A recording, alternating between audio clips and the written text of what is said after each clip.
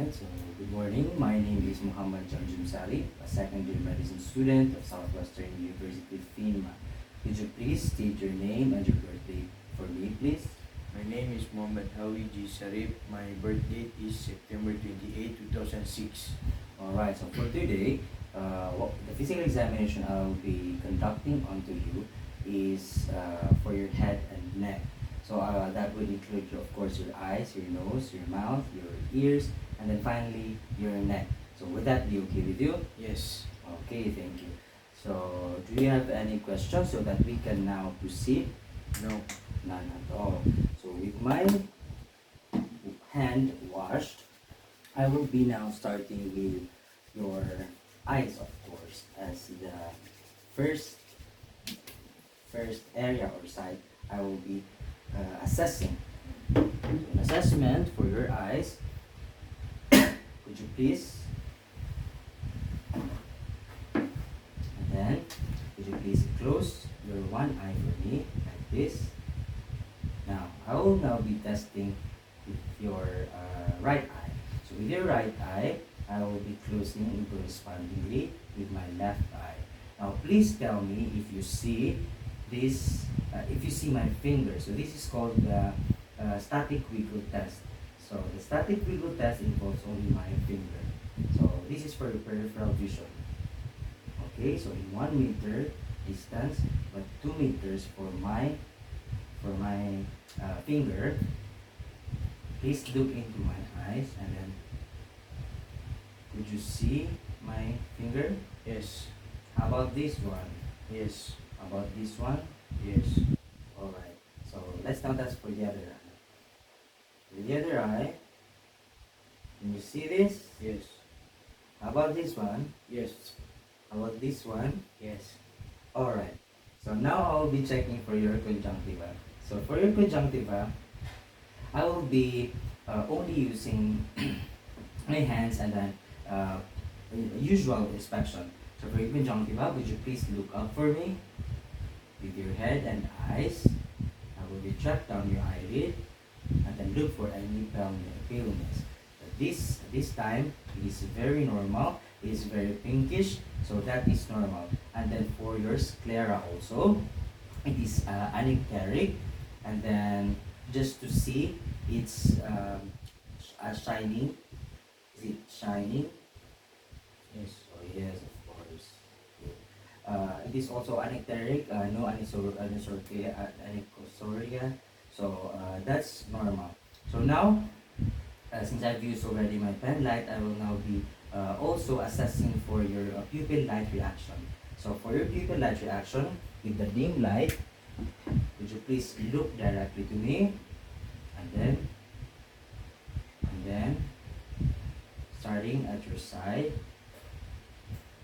I am looking at your pupil. I can also confirm again, then away, then at the other side, away.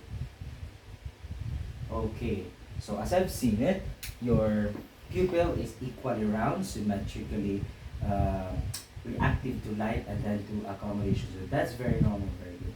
So now for your corneal reflex, I will have to use a cotton wisp. And then could you please look away from me? Okay. Then open eyes, and then I will test for your blinking. Okay, very good, very good. So as I've seen it, and then onto the other side, and then so it means your corneal reflex is intact. So after that, I will now have to test again for your cardinal gazes, or for your cardinal directions for gazes. So could you please stare at this tip of the pen light, and then and then follow it with your eyes, not with your head. Okay.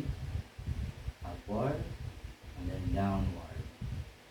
Again, at the other side, upward, and then downward, and then back. Very good. Now to test for the convergence, please tell me if you see 2, and then look into the tip again. Is it becoming 2? Yes. Alright, so your test for convergence is intact as well as your cardinal bases. So now I'll now proceed to your ears. So could you please look into your front, into your way. Now for the ear canal, I will have to visualize it with the use of an otoscope. So with the use of an otoscope, handling like this, I will have to, would you please, okay, I will have to retract upward your auricle, ear upward, and then away, slightly away, so that I can have a clear view access to your ear canal. Okay? So, ideally, the tympani is located, and then some earwax are normal, or cerumen are normal, so that's okay. So now to test for your hearing loss, this is sensory neural. I will have to conduct now a whispered voice test. So again, could you please look back, and then at 1 meter distance, I will have to ask you to please occlude one ear, all right? Occlude one ear, and then the other ear, pressing your tragus, pressing your tragus. Now, please repeat after the 3 word or letter or number I will have to say. With a deep breath as an examiner.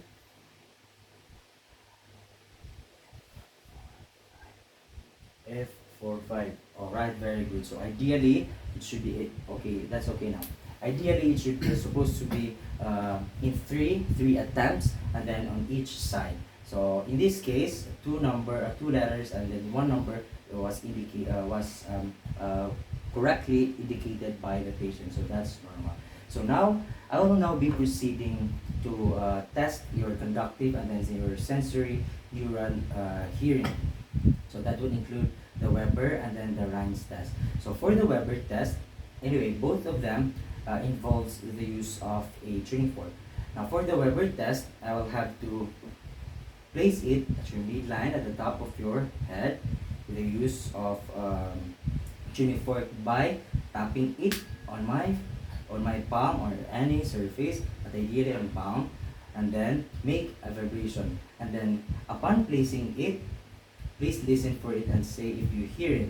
And then after hearing it, please also state when the sound stops. Okay? Would that be okay? Yes. Alright.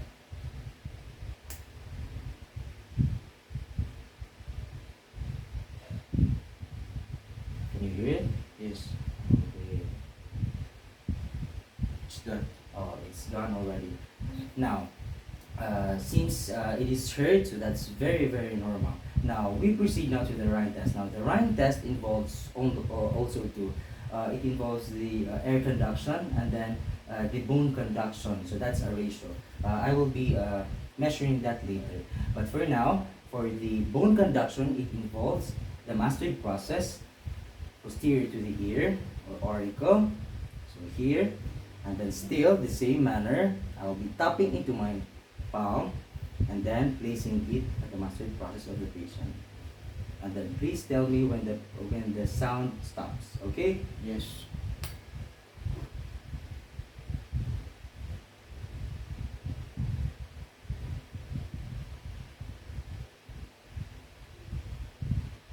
It's done. Okay, it's already done. Now that counts to 8 seconds. Now how about this? The air conduction involves only not touching but only near at the ear. Okay? Please tell me when it's done.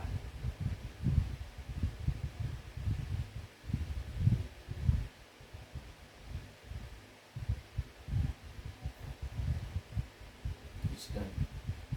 Alright, so by ratio, the air conduction must be greater than the bone conduction, and in this case, 15 seconds were detected at the air conduction with the use of the Rhine test. So that would mean a proportion that air conduction is greater than the bone conduction, and that's very normal. So congratulations. Now for the nose, in order for me to access for the nose, I will have to, of course, get access onto your nares or your vestibule. So in order to do that, I will have to pinch, not pinch, but to apply pressure so that the nose can be scattered and then I can access it openly. So this is an initial review. Okay, so I can see that no discharges, and then the vestibule is at midline. Now, in order for me to get a full view, I will have to use an otoscope again. So with a clean, after using it to the ear, after cleaning it, I can now see. So please remove those, and then I can see it. Now, I should be ruling out that your nose is patent and then clear of discharges, and then no inflammation or swelling was indicated. Now, the last part for the nose would be palpating your parasinuses. So that will include your frontal. So could you please tell me if this is painful? Is this painful? No. No. So that's the frontal sinus and then the maxillary sinus. Is this painful? No. Alright, so that's very normal. Now, we proceed to the mouth. Now, for the mouth, I will have to ask you to open your mouth, stick out your tongue fully, stick out. Then, I can see for the oral mucosa. The oral mucosa are supposed to be pink, which is the same in this case, and then no bleeding, and then no inflammation whatsoever. So, in order to get a full access to see also for the vestibule, and then to manipulate the tongue, I will have to use a tongue depressor. So, supposing this tongue depressor, could you please open your mouth again, and then I will have to assess it, and then look for it. So I can see that the vestibule is in midline, and then the tongue has no swelling or inflammations or any bleeding, so that's very good. So now I'll be proceeding to your neck. So for your neck, it includes or it involves first the palpation of your nodes. So for your lymph nodes, we actually have 9. So for the first one, we have the preauricular, the posterior auricular, and then we also have the tonsillar. Please tell me if this is painful. The tonsillar, and then the submandibular, the submental, the superficial cervical, the deep cervical, and then the supraclavicular. So along with those, are those painful? No. Okay, so very, very good. So it must be applied onto the other side also. And then aside from asking for any tenderness, I'm also feeling for any swelling. But in this case, it's very normal. So now I'll have to proceed for the thyroid gland and then the trachea. For the trachea, I am only assessing for any deviation. Could you please raise your head? I'm only assessing for the deviation or the placement or any enlargement at all. So, in spaces between at the edges, each edges of the trachea, I will be feeling and then looking for any deviations as evidenced by symmetries. So in this case, it is very normal. The trachea is non-palpable and then non-swelling, and then it is also at midline. So for the thyroid gland, I will have to use 2 hands. For the first hand, exposing or pressing the right lobe in order to expose the left lobe for my left hand to palpate. I will have to see if there is swelling and then there is pain. So is this painful? No. Okay. So same manner is done also with the other. So finally, I will have to auscultate for your trachea. Actually, in the respiratory, there is also tracheal breath sounds. However, in this manner, what I'm trying to rule out is for any bruits. Okay, so with the use of a diaphragm.